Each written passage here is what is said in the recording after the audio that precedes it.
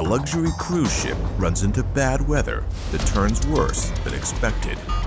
Buffeted by rain and high winds, the ship's captain alters the route to outrun the storm.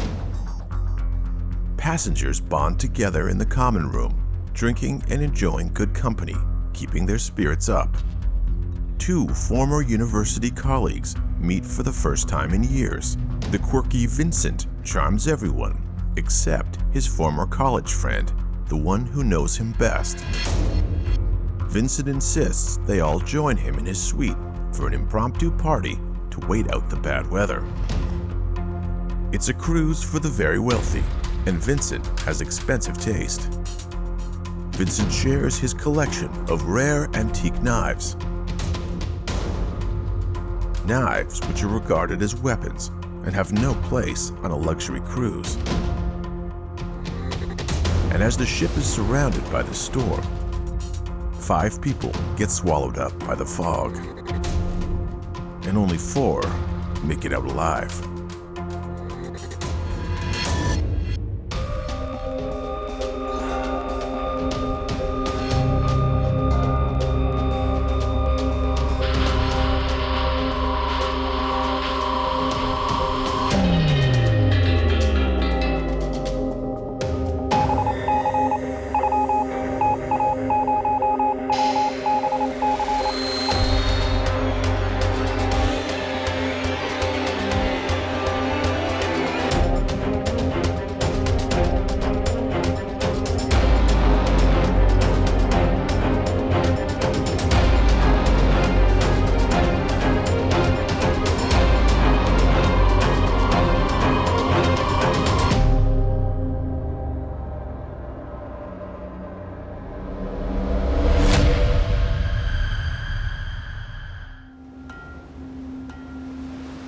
A luxury cruise for the exceptionally rich disembarks for a 3-week adventure.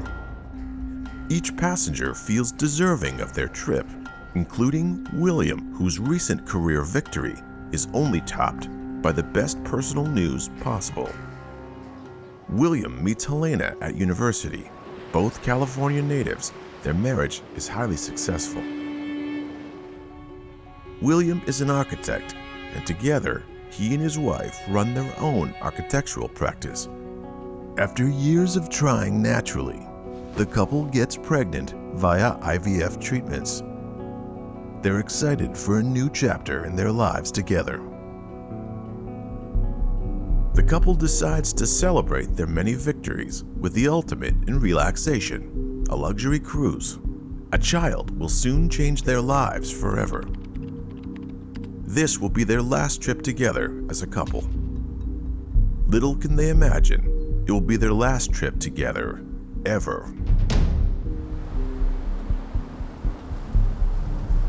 Early in the cruise, the couple are awakened by shouting from the next stateroom. Unable to drown out the noise, Helena and William get dressed to go investigate. When the couple tries to assist, they are told by their neighbor Madeline that they merely heard a nightmare and to mind their own business. The following evening, the couple is at leisure to pick baby names, but clouds move across the sky. Bad weather is on the way. William and Helena insist on helping a woman who is clearly seasick. It's in this way that William and Helena once again meet their neighbor Madeline and her maid Eduarda. Though the encounter doesn't last long. Madeline hurries Eduarda away when Eduarda insists she's already feeling better. This seems suspicious to both Helena and William. Then, Madeline's son, Vincent, arrives on deck. He's a distinct presence and noticed by all. Vincent giggles frequently and has a distinct beard. Another passenger, Teddy, is seated nearby. Vincent's excited to run into Teddy. They both went to an elite university together. Rain starts to fall. Everyone is driven indoors. the storm begins.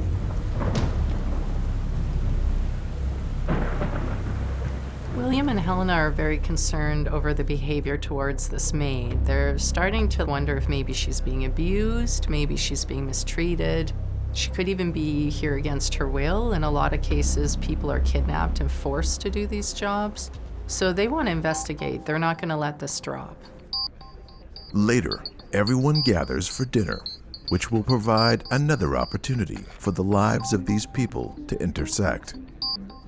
William and Helena find themselves seated close to Madeline and her maid Eduarda, whose safety they're still concerned about. When Madeline leaves the table for a moment, Helena decides she should check to make sure everything's okay. But Eduarda is unwilling to voice any complaint, saying she's fine and the situation isn't what it seems to be. Still suspicious, Helena decides to take her word and heads back to her table before Madeline returns. Helena notices Madeline removing Eduarda from the table, and she decides to save her suspicions for later. Meanwhile, a young couple on board the ship draws the attention of the room as they celebrate their engagement. This is the couple from earlier on the deck. Helena and William strike up a conversation with the excited couple. Teddy is a freshman lawyer, and his fiancée, Susie, co-owns a distillery. Teddy has just passed the bar. Helena and William mention what they've observed about Eduarda's situation, and they discover their mutual sympathies. They all decide to dine together that evening. When people travel on cruise ships, they encounter other passengers with different backgrounds from all different walks of life. And sometimes you even encounter people who are employees of other passengers in a domestic servant type of role. And in this particular case, we have a group of passengers who have overheard one of these employees talking, and they have some concerns. So they decide that they're going to pay attention to the way this employee interacts with their employer. Soon after Madeline and Eduarda leave, Madeline's son Vincent again makes an appearance and seats himself at their table. He explains to the group that he's an old friend of Teddy's. Teddy appears to be the only one immune to Vincent's charm. The group seems to be getting along well, despite Teddy's reservations. Then, Madeline and Eduarda return, looking for Vincent. Vincent introduces his mother, Madeline, and her maid. Madeline is not anxious to join the party and quickly leaves. Vincent insists the two couples come to his room. They can wait out the storm together by playing card games. Vincent also announces he needs to show them all something very important. Everyone is intrigued. Teddy is somewhat reluctant, but gets pulled along. Meeting strangers is one of the best things about going on a cruise. You get to meet all these interesting people. That's why lots of people like to go on cruises. But in this case, it sets off a deadly chain of events that couldn't have been foreseen. Vincent was pretty persuasive in his own way. You never really knew what he was about to do, so I think people were kind of afraid of saying no to him, like they were afraid of how he'd react. Vincent suggests a friendly game of low-stakes poker. The ship is now surrounded in thick fog. The new friends are grateful to be cozy inside and in cheerful company. And although Teddy is still uncomfortable about socializing with his old schoolmate, when the champagne arrives, even he mellows. Vincent, Teddy, and I knew each other from school, and we tended to keep our distance from Vincent. His giggling was just too unsettling. I mean, a lot of things about him were pretty unsettling. He was different. I mean, way different than anyone I knew. He had just a strange way about him. He would laugh hysterically, like he was possessed sometimes. There is a knife collection on board the cruise that shouldn't be there. And someone is about to use one of those knives. A long-handled and deadly sharp antique. And for both couples on board the ship, this cruise takes an unsettling and terrifying turn. Out on the deck, the new friends find death is waiting in the fog.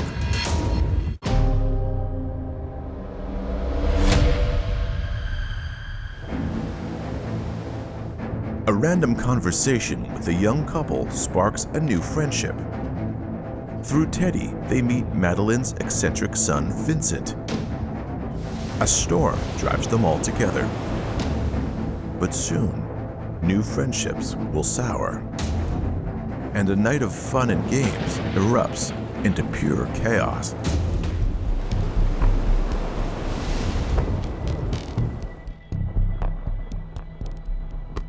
Inside Vincent's stateroom, the two couples, along with the eccentric Vincent, play a few hands of low-stakes poker.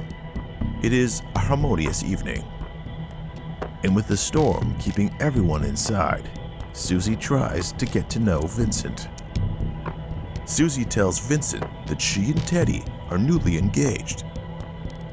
She wants to know all about Vincent and Teddy's history, but Teddy's hesitant about having this conversation, while Vincent is delighted to play along. The two men met at university, and although Teddy isn't keen on discussing their school days, Vincent can't be stopped. Vincent and Teddy both attend a prestigious Ivy League college. He and Teddy are enrolled in the same Latin class. Vincent pursues medieval studies, but his working knowledge of Latin is poor. His ability to grasp the subject is limited. Vincent is often frustrated.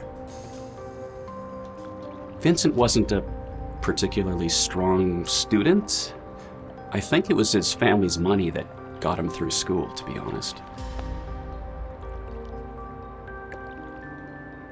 In fact, Vincent describes being teased by all of his colleagues at school, including Teddy.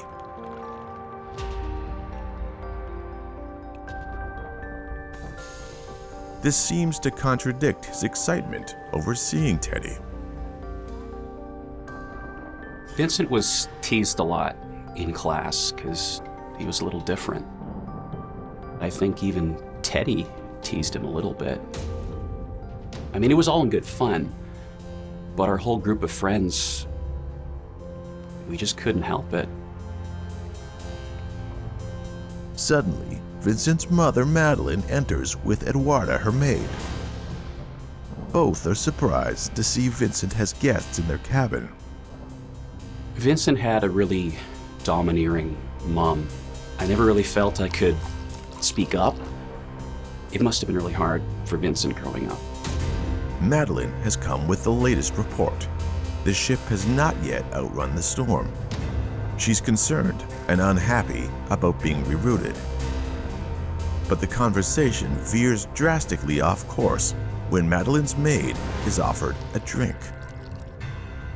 Madeline's temper flares out of proportion to the act. She becomes aggressive to Eduarda, who reacts by tidying up the room. The rest of the group is shocked by Madeline's reaction to the innocent drink. Teddy expresses concern for Eduarda's situation, but Vincent convincingly speaks on his mother's behalf.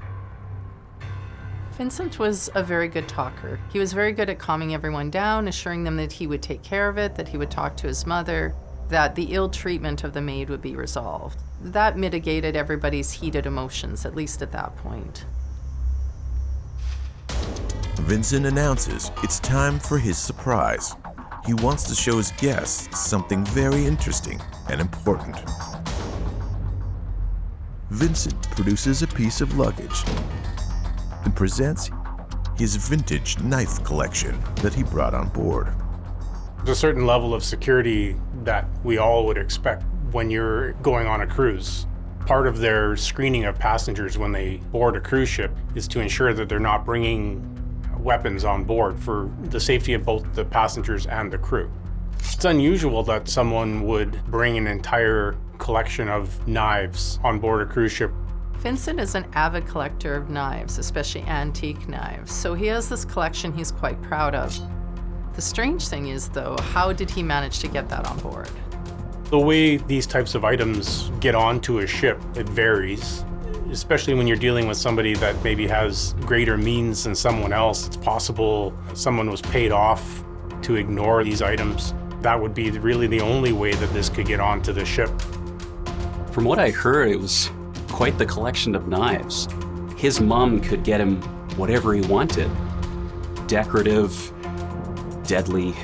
From a collector's standpoint, it was a great collection. But to be on a cruise ship, from the perspective of a passenger, that's the last thing I want. For a time, Vincent's obsession with knives doesn't seem so strange. Carrying a knife sometimes can make your life easier. It can just be a matter of utility. As much as you can consider a knife as a tool, it's also a weapon. And when you're carrying a weapon around all the time, there's a greater chance that someone's going to use that weapon in a bad way. In this case, something went horribly wrong.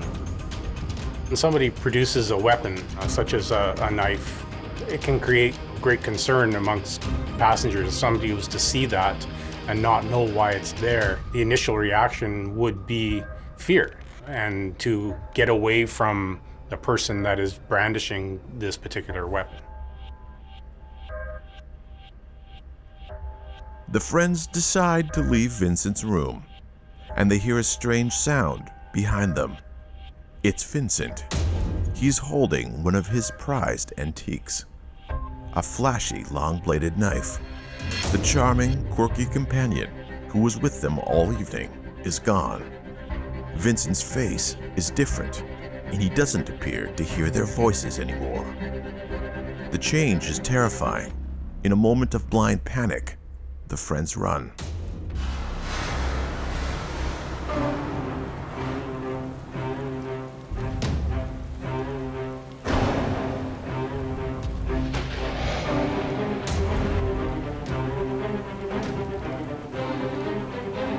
A blade is thrust in the fog over and over again.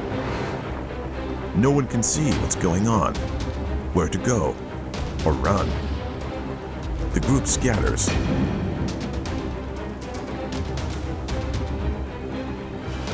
The group is unable to protect themselves from an assailant who is cloaked by the storm. Blood is spilled on the deck.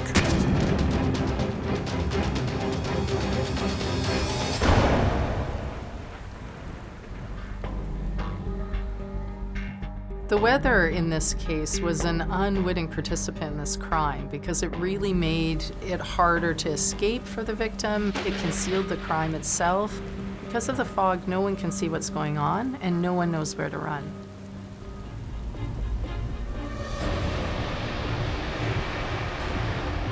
Physically unharmed but in emotional distress, Susie is the first person in the group to alert the crew to the chaos unfolding.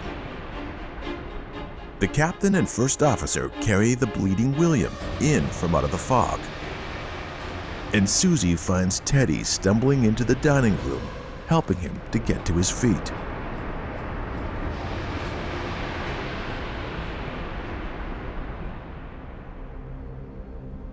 It's William's wife who is holding the bloodied hunting knife. Helena appears to have stabbed both men, but is also in a state of shock. The ship's dining room is a scene of pandemonium. Helena looks like the perpetrator, but Vincent is the only one from their party who's missing.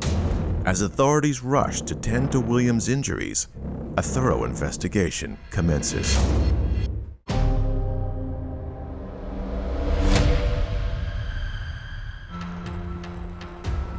two couples meet randomly on a luxury cruise.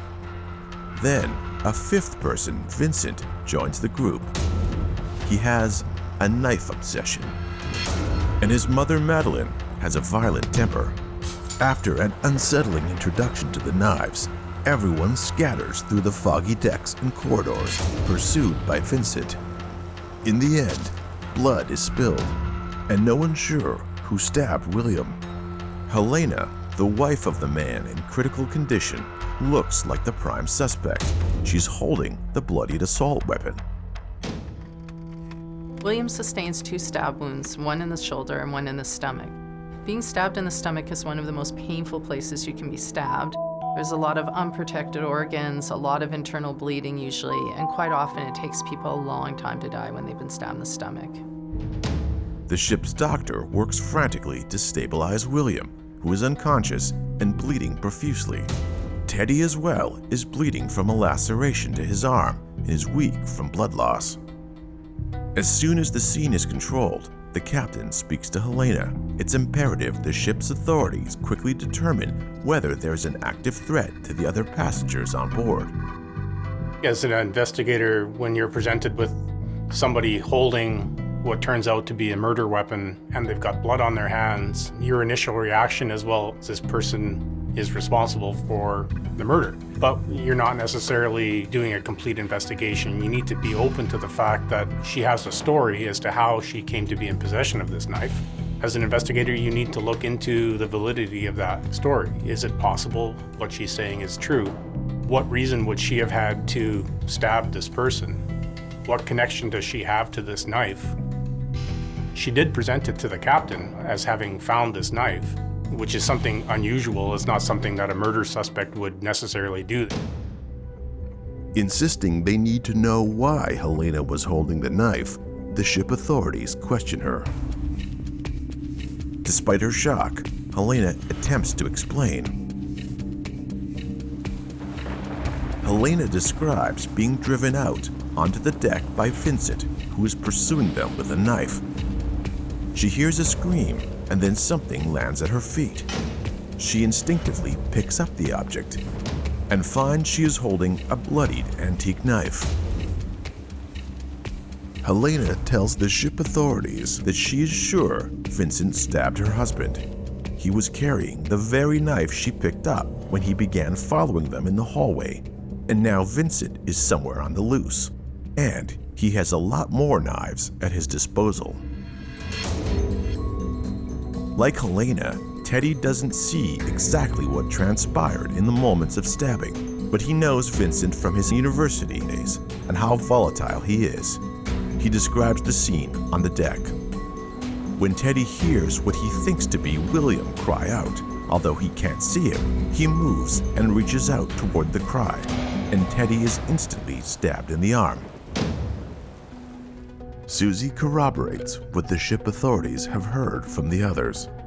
The fog was so thick she didn't see anything on deck, but she has another take on the events. Susie tells the ship authorities they all suspect Madeline of abusing her maid Eduarda. She wonders what Madeline and her son might do to stop a complaint from coming forward. If word was to get out that there was perhaps a passenger on board looking to cause harm to people randomly, that could create a huge amount of panic. It's worthwhile to make sure that you know what you're talking about before you start sounding alarms and making this sort of information public. It's prudent for the captain in this particular case to make some inquiries first before letting people know that they should be aware. And the move pays off. Vincent is found back in his room, admiring his knives and laughing. He's drenched in blood. Vincent calmly complies with their request to put down the knives and accompanies the captain and first officer for questioning. I think the type of person who intentionally causes fear in other people is somebody you need to be concerned about. How far are they willing to go to elicit that response from the people around them? And the fact that he collects these dangerous weapons is concerning. especially when he uses them as weapons. They're not just something to look at for him. They have a purpose. The crew asks Vincent his name. Vincent giggles and refuses to answer. They ask again. Again, Vincent refuses to identify himself. They explain that they'll easily be able to ascertain his identity, and Vincent should give his full cooperation to the investigation. At this point, Vincent tells the crew that he will not cooperate, and that, quote, "My mother and I can do what we like." When Vincent is confronted, this is when his sense of entitlement comes out. Me and my mother can do what we like. This is when you start to see his sense of privilege as a person with money. They put Vincent in restraints and they go to look for Madeline because now they can tell that Madeline was involved somehow. So perhaps William and Helena's suspicions that something was being done to the maid weren't so crazy after all. Madeline is asked to come and identify her son, who has been involved in a stabbing and who refuses to identify himself. Madeline launches into a tirade against the ship's authorities for victimizing her son because of his peculiarities. His giggle and his limp have always made him a target. Madeline is astonished to be asked to provide an alibi for the time of the attack, but she guarantees that her maid Eduarda will prove she could not have been involved in any assault. But Eduarda is silent. Maybe it's not too surprising that the maid is unwilling to give them any information about where to find Madeline. This is a woman that could have been abused. She could be afraid. So just because she won't say anything doesn't necessarily mean she's colluding with them or agrees with what they're doing. It's most likely fear of what the consequences would be. The news comes in. William has succumbed to his wounds. The stabbing has been fatal. Now they're looking for a murderer.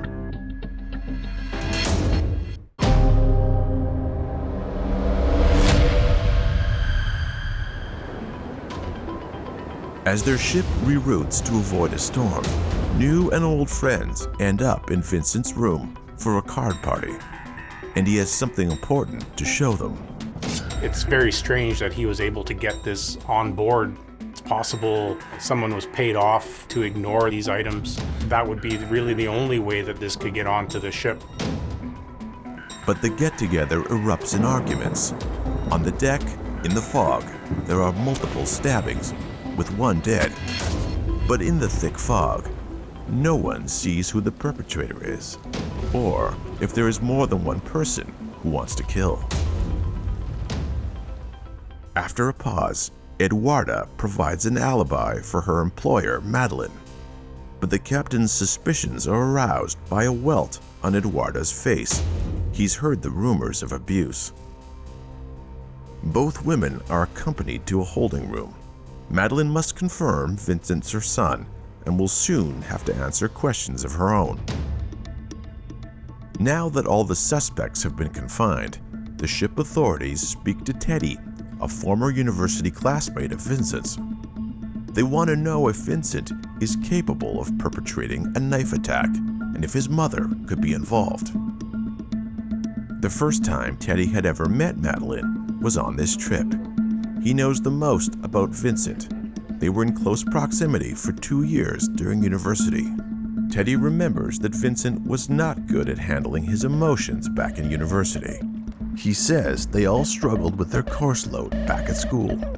No one judged Vincent for not being a strong student, and no one disliked him for his eccentricities. Teddy's version of their school days addresses Vincent's tendency to rage. When Vincent got stressed out, he would lose his temper. And there's one incident in particular involving a knife that Teddy remembers well. Teddy describes how Vincent would inevitably carry a knife, or even several, and always find a dramatic way to unveil it. Everyone at their university found it unnerving.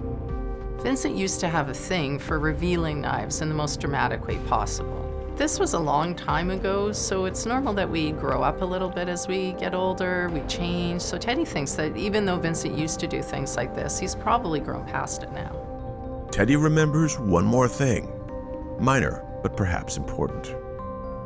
Teddy does recall an incident where Vincent reacted quite violently. He stabbed a book in front of a whole bunch of people for no apparent reason. This does speak to some sociopathic or perhaps even psychopathic behavior. After he stabs the book, Vincent pulls out a Mickey of vodka to share with his friends to make up for his behavior. The group starts to relax and be normal young people again. But Vincent is compulsive. He must always refer to his knives. Soon he draws the attention back. As strange as Vincent's obsession is, the knives are impressive and appealing in their craftsmanship. Vincent was very particular about how people behaved with his knife collection. As Teddy recalls, if you asked for permission before handling any of his knives, he was quite happy to let you. He was very proud of his collection. But if you just reached out and took one without asking, you were bound to get cut, and that's exactly what Teddy remembered happening to someone. Teddy is certain that the cut wasn't a mistake. Teddy explains that when he meets him on board, he's reluctant to engage with Vincent again because back in university, Vincent was focused on him. Teddy's uncomfortable with Vincent and doesn't want to be friendly. But he takes a gamble, meeting him again on the cruise, that Vincent has gotten over their ancient history. But he's now certain that Vincent is in far worse shape now than he was in university. When Teddy questions how Vincent got the knives on board the ship, Vincent is annoyed. It is William who diffuses a potential situation between the former schoolmates. William's calm words and gesture happen at the key moment. Vincent thanks William profusely. Touched by the gesture, Vincent feels he and William have bonded. He asks William to come to church with him when they reach home. Vincent, it turns out, is a staunch Catholic. William politely refuses the church invitation because he is a Freemason. There's a 300-year-old historical opposition between the two groups. But the most surprising thing is how current the clash is to Vincent. Timelines are important to investigators when looking into especially violent events. Why are they arguing? Why do they no longer see eye to eye? And is that argument powerful enough to result in a violent attack? Vincent's temper flares again, this time at William. But just then, a crash from the adjoining room distracts from the religious argument. Helena goes to the door, knocks, and opens it. Inside the room, they see Eduarda, the maid, is on the floor, unconscious. Eduarda comes to after a few minutes. A red welt is swelling across her face. On the floor lies an empty bottle that looks like it could have been used as a weapon. Helena confronts Madeline, who is flustered and denies hitting her maid. Eduarda refuses to speak. Helena tells Madeline she's going to lodge a complaint against her for abuse, with or without Eduarda's consent. The party is over. The acquaintances gather their things to leave, but Vincent is unwilling to have the night end so soon. He tries to convince the party to stay and play some more games. Vincent refuses to move and let them out of the room. Finally, Teddy has to raise his voice, insisting Vincent move out of the way. Vincent lashes out. He shouts, "Burn in hell, Freemason." They finally move past Vincent, but soon after are followed by him. But is Vincent alone? Teddy doesn't know. And from what he's seen of Madeline, she's as violent as Vincent is.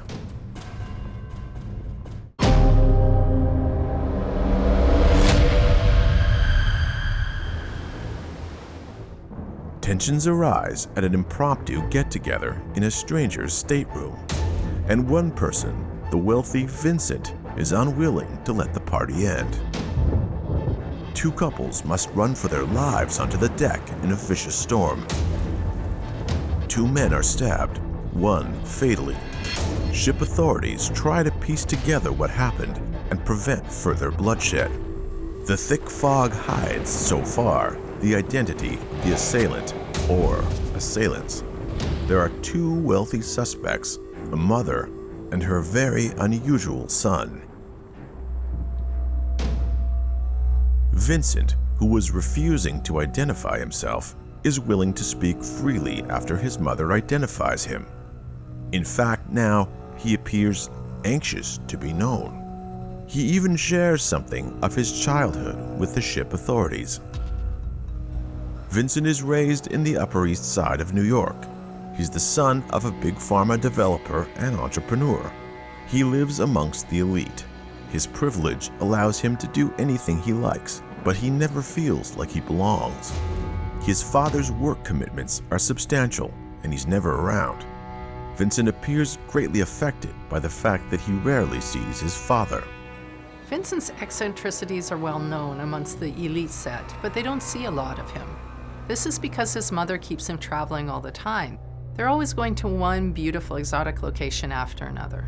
Does she just want her son to see the world, or is she aware that her son's a ticking time bomb that could go off at any moment, and she's trying to keep him away from people? Vincent is thrilled to see old schoolmate Teddy again and host new friends in his room. Although he did poorly in university and did not graduate, he loved the autonomy of college and the chance it gave him to be his own man away from his mother. Vincent wanted to be friends with Teddy, whose athleticism, intelligence, and good looks were everything Vincent wished for himself. And although rejected by Teddy, he does make a few friends at college, and he values those moments. But Vincent is hopeful that Teddy might now want to become close friends. He feels that Teddy likes him much better now than in university.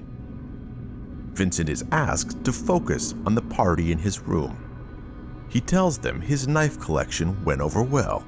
Vincent knows from other collectors that his knife collection is excellent, and it is his guests' privilege to see his collection, which is his life's work. But the night turns awry. His mother is accused of abuse by his guests, which Vincent sees as wrong of them. But the worst part of the night occurs when William is incredibly offensive to him. Ship authorities choose this moment to inform Vincent that William has died from his stab wounds. Vincent's response to the death is chilling.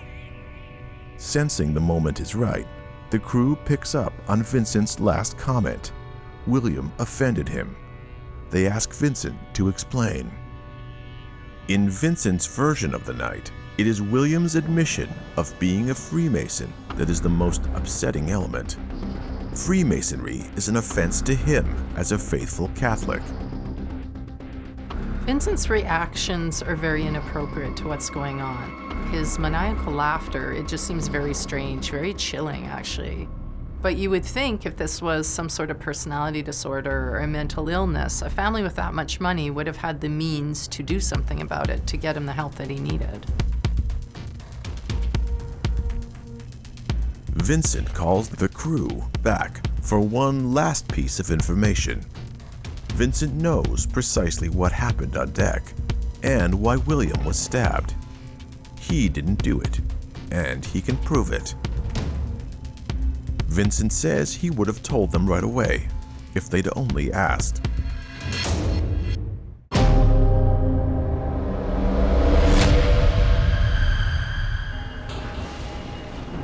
Vincent admits that he may have been holding the knife that killed William, but William fell onto him and his knife when the ship lurched in the storm. Vincent reminds authorities the ship was lurching all evening from the bad weather. The incident is nothing more than an unfortunate accident and an act of God, not intentional. When the ship docks in New York, Madeline's family lawyer is waiting, along with federal agents. Upon docking, Vincent is immediately arrested.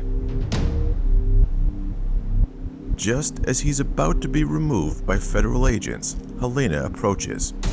It's the first time she has seen Vincent since the night of the stabbing. She asks him why he killed her husband.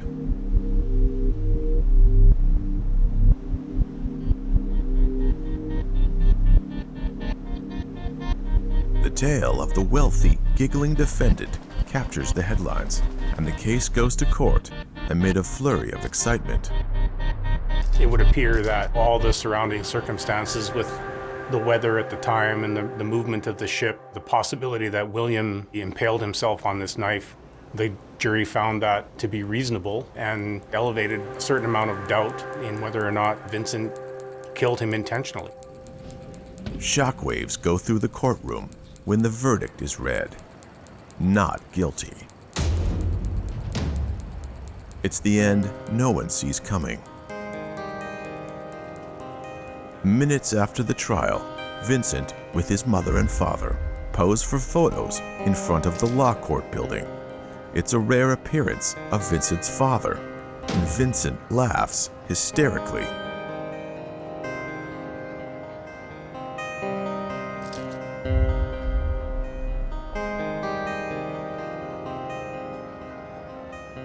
No charges were placed against Vincent for bringing 60 knives on board. Still, to this day, no one has any idea how he was able to do that, how he was able to smuggle that many weapons on the ship. As Vincent and his family pass, Helena steps in front of him. She says one single word: why? He's pulled away by his lawyer. As he walks away a free man, he says to Helena over his shoulder, William should not have become a Freemason. With his family's money, Vincent could have gotten help for his mental health years ago. William's family will always have to live with what Vincent said to Helena and have that horrible image of him laughing in their minds whenever they think of William. This is a very strange case because the person who brought something aboard that shouldn't have been aboard in the first place, that then ends up causing someone's death, is let free. We don't want society to put all the onus on an accused person to prove they didn't do something. The onus is on the government or the state to prove that they did do something. In the absence of that proof beyond a reasonable doubt, the justice system is set up in such a way as to allow a person their freedom. Ultimately, Vincent is found not guilty because of that system.